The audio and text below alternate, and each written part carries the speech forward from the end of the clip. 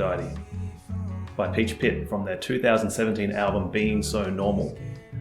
This is a really cool song, and it features another really great pattern on the bass guitar called the 10th.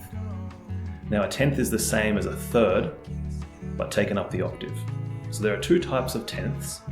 There is the major 10th, here's the major third on D, there's D, the root note, 10th fret of the E string, and F sharp, the 9th fret of the A string. Now I'm playing both of these at the same time because I'd like you to hear how it sounds. It sounds a bit muddy when you play them both at the same time. The advantage of the 10th is we can take that third up the octave, making the distance between the two notes much larger, and then when we play them both at the same time, it sounds beautiful. So that's the idea of a 10th. It almost sounds like you're playing the guitar or something now, playing two notes at the same time. And it has just this really, really nice sound to it. So the major 10th is this shape. We're going to play D on the 10th fret of the E string and F sharp, the 3rd or the 10th, on the 11th fret of the G string. So when you see a major chord, you can just play this shape. So let's just go through this lead sheet now. We've got D major 10th, C sharp major, so C sharp major 10th. And now we come to the second form of the 10th, which is the minor 10th. To play this 10th, we just take the third, the major 10, down one note. So this will be C sharp minor. So C sharp on the 9th fret of the E string, and E on the 9th fret of the G string. So we want this for F sharp minor. So we'll put our first finger on the F sharp, 14th fret of the E string, and either our second finger or our third finger, it's up to you, on the minor 10th, the 14th fret of the G string, a high A.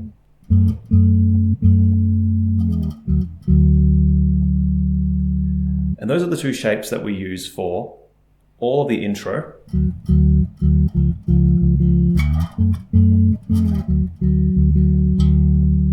and all of the verse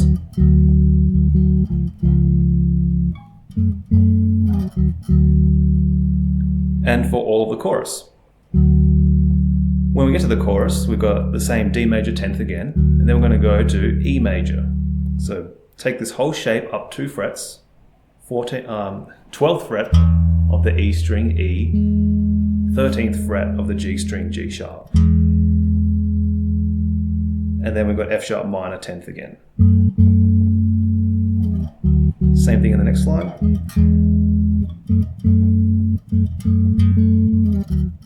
And when you're playing these, it's a good idea to change up the rhythm a little bit, and also change up the way you're playing the 10ths. So you may have noticed some of them I'm playing both notes at the same time. Sometimes I'm playing one note, then the other.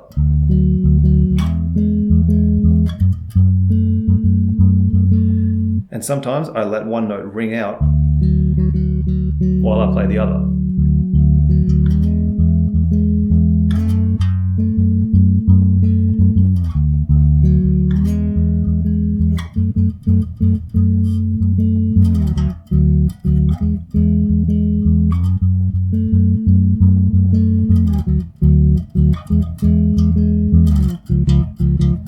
And we get to the interlude. Here, it's a good idea just to play octaves, F sharp minor and B major.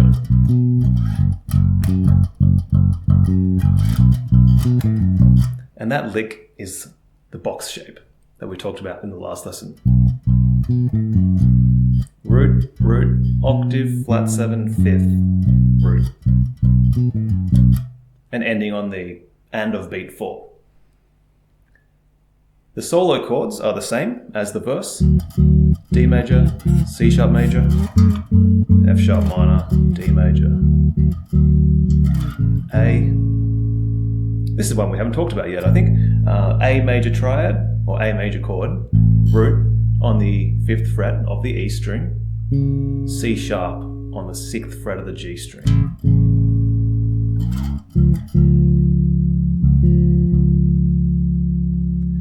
So with a little bit of practice, you can get these tenths under your fingers quite comfortably.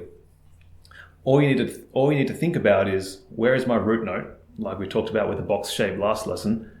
Find your root note on the E string. Okay, that's the hardest part. Once you work that out, you've worked out where your root note is on the E string for the A major chord, 5th fret of the E string, it's a major triad, it's a major chord. So put on the major 10th shape like that. Okay, everything else is the same all the way through until we get to the outro. We've got the same rhythmic pattern as the intro.